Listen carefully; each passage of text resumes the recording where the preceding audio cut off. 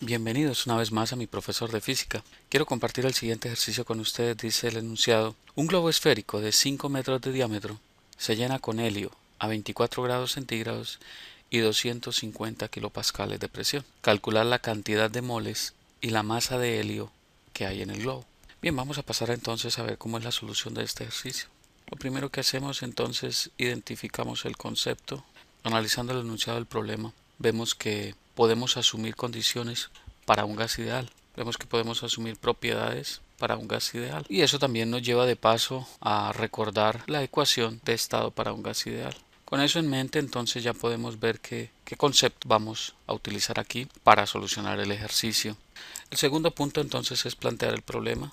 Vamos como siempre a hacer un gráfico que nos ayude a visualizar mejor la situación de lo que nos está planteando el problema, y de paso vemos qué ecuaciones están involucradas en la solución del ejercicio. Entonces el problema nos dice que tenemos un globo que tiene un diámetro de 5 metros, es decir, tenemos un globo con un radio que serían 2.5 metros, puesto que nos dicen que el diámetro son 5 metros, que está sometido a una presión de 250 kilopascales y con un volumen que no conocemos, pero que lo podemos calcular si tenemos el diámetro o el radio, y nos dicen que está sometido a una temperatura de 24 grados centígrados. Eso es entonces lo que el problema nos da. Nos dicen que es un gas helio.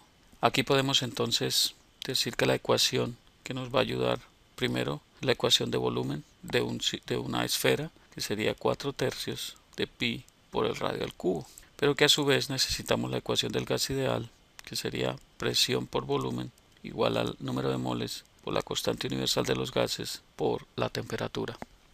Esa es la ecuación que nos define un gas ideal: presión por volumen igual a número de moles por la constante universal de los gases por la temperatura a la cual está sometida en ese momento. Bien, otro concepto que necesitamos aquí, puesto que el problema nos pide calcular, es la masa contenida en el S. Con eso en mente entonces ya podemos pasar a calcular el ejercicio, y también sabemos que la constante universal de los gases, R, va a ser igual a 8.31447 kilopascal por metro cúbico sobre kilomol por Kelvin. Ok, recordemos que eso también es igual a kilojulios sobre kilomol por Kelvin. Por cuestión de las unidades aquí, pues vamos a expresarlo en kilopascales por metro cúbico sobre kilomol por Kelvin para ser compatible con las unidades que necesitamos. Ok.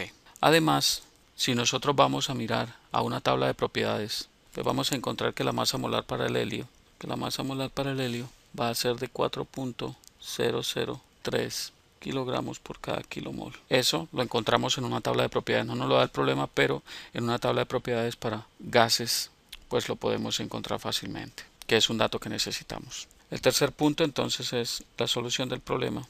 Entonces aquí el problema nos pide que calculemos cuál es el número de moles, cuál es la masa de helio que hay contenida en ese globo. Entonces ya tenemos bosquejado el ejercicio, ya nos queda relativamente muy fácil calcular esas dos incógnitas. Entonces lo primero que hacemos es calcular el volumen de ese gas helio, y eso lo calculamos con el volumen de una esfera, 4 tercios de pi por el radio al cubo, que va a ser igual a 4 tercios de pi por 2.5 metros elevado al cubo. Y eso nos lleva a que el volumen va a ser aproximadamente igual a 65.45 metros cúbicos. Y ahí tenemos entonces el volumen que hay dentro de ese globo. A continuación calculamos entonces el número de moles, que es el que nos está pidiendo. Entonces presión por volumen es igual a N por la constante universal de los gases por la temperatura. De aquí podemos despejar N, que es el número de moles, que va a ser la presión por el volumen sobre la constante universal de los gases por la temperatura. Reemplazando los valores que conocemos allí, entonces tendríamos que N va a ser igual a la presión, que son 250 kilopascales, por el volumen, que son 65.45 metros cúbicos, que lo acabamos de calcular, sobre la constante universal, que es 8.31447 kilopascales por metro cúbico sobre kilomol por grado Kelvin. Y eso lo multiplicamos por la temperatura, que debemos pasarla a grados Kelvin para no cometer errores, que sería 273 más 24, y eso nos daría en grados Kelvin. Recordemos tener mucho cuidado con las unidades. Entonces ahí vemos que kilopascales con kilopascales se cancelan, metros cúbicos con metros cúbicos se cancelan, grados Kelvin con grados Kelvin se cancelan, y nos queda las unidades que necesitamos, que son kilomoles. Haciendo todo ese cálculo, llegamos a la conclusión de que el número total de moles va a ser igual a 6.63 kilomoles aproximadamente. Y esa es una de las respuestas que estamos buscando.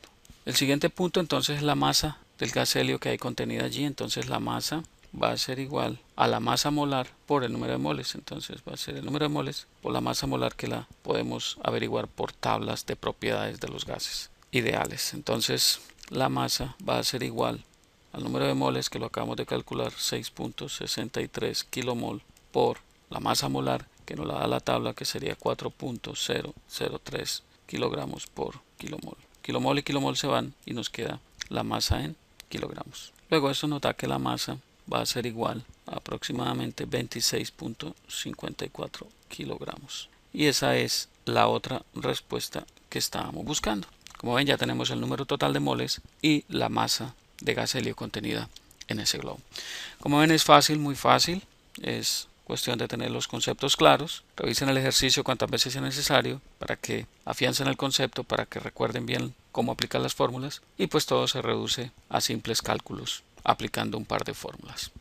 El cuarto punto, como siempre, es evalúen las respuestas. Recuerden que las respuestas deben tener lógica, que las unidades sean consistentes. Por eso es importante que cuando estemos haciendo los cálculos hagamos siempre una revisión de la conversión de unidades, para que no vayamos a cometer errores, para que las respuestas tengan lógica. ¿Ok? Bueno, me agrada muchísimo estar compartiendo esta información con ustedes.